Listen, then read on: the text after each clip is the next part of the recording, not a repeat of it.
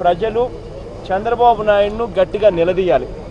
రాజకీయ నాయకుడు అనేవాడు మాటలు చెప్పి మోసం చేయడం అన్యాయం అన్నది ప్రజల గొంతుక చంద్రబాబు నాయుడు గారికి అర్థం కావాలి, వినపడాలి.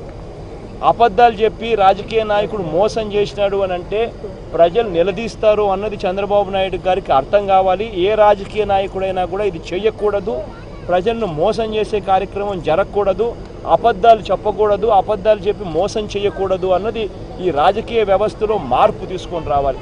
ఈ రాజకీయ వ్యవస్థలో మార్పు రావాలంటే ప్రజలు చంద్రబాబు నాయుడు గారిని గట్టిగా నిలదీయాలి. ఎన్నికలప్పుడు ఎందుకు ఈ మాదిరిగా అబద్ధాలు చెప్పావు, ఇవాళ ఎందుకు చేయడం లేదు అని చెప్పి ప్రజలు నిలదీయాలి. ఇలా చంద్రబాబు నాయుడు గారిని ప్రజలు నిలదీయకపోతే రేపొద్దున ఇదే చంద్రబాబు నాయుడు గారి మోసం ఇంత అంతా ఉండదు.